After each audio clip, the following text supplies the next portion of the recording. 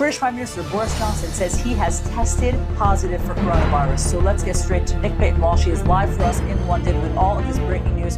What do we know about Boris Johnson?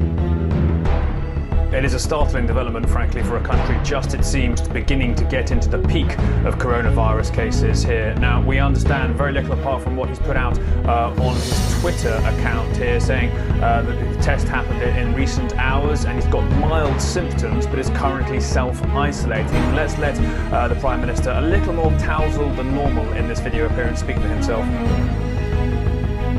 Hi folks, I want to bring you up to speed with something that's happening today, which is that I've developed mild symptoms of coronavirus, that's to say a temperature and a persistent cough, and on the advice of the Chief Medical Officer I've taken a test that has come out positive, so I am working from home, I'm self-isolating, and that's entirely the right thing to do.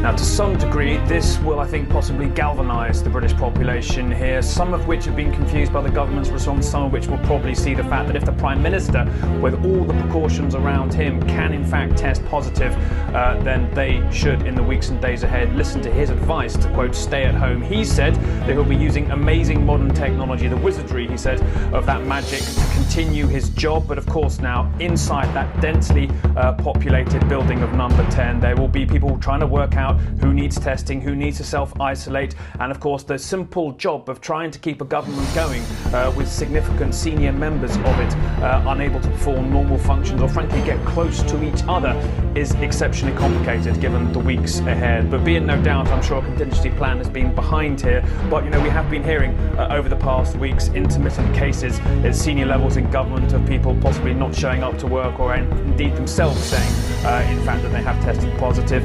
One other thing I should remind you, people will be asking who he came into contact over the past weeks or so. His most recent weekly meeting with the Queen was very publicly done over the phone. So that probably reduces the risk, you might say, of any possible impact to the head of state here in the United Kingdom. But as far as we can tell here at CNN, this is the first head of a government of a country to specifically say that he has tested positive. A startling development here for the United Kingdom, and one that, as I say, comes at a time where we are bracing for the worst here. Last night, very heartwarming scenes across the United Kingdom. People came out onto the streets to applaud the NHS workers who provide a free health service here in the United Kingdom. Boris Johnson himself joined that outside the front door of number 10, but kept a big distance from the man who's organising the economic policy here, the Chancellor, who was well over 2 metres away, as is advised. But a startling piece of news here in the United Kingdom, bringing home how dangerous and infectious this really is, and at the same time possibly too providing a focal point for Britons to realise exactly how seriously they are in this together. Back to you. Startling, as you say, Nick, both in real terms and symbolic terms. Nick Payton-Walsh for us in London with the breaking news. Joining me now, CNN Chief Medical Correspondent Dr. Sanjay Gupta. Sanjay, the virus is inside the British government. It's in 10 Downing Street. It's at the highest levels. Johnson's 55 years old. What questions should he be asking just from a medical standpoint this morning? Well, you know, he's younger. Obviously, he's not necessarily falling into the vulnerable category. I don't know about his pre-existing illnesses. It's going to be a question of him monitoring himself. He says he has mild symptoms. You know, there is no, as you know, there's no therapeutic or any kind of antiviral for this. So the treatment is what we call symptomatic treatment.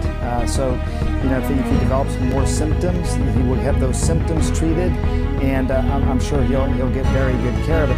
Really not much else to do, and keep in mind, John, you know, statistically, as tough as the situation has been in terms of the numbers of patients coming into hospitals, statistically, most people are likely to recover from this, you know, and not have any long-term sort of problems with this. So I wouldn't expect it to be necessarily different with Boris Johnson. I did talk about the symbolism here. I do think it's also worth noting that in the process of the U.S. response to this pandemic, one of the early things that President Trump did was to ban European travel, but the United Kingdom was exempt. And now the UK Prime Minister has tested positive for coronavirus. So I think it shows you, you know, you can't pick and choose your limitations here. This virus doesn't know class, doesn't know borders, doesn't know boundaries.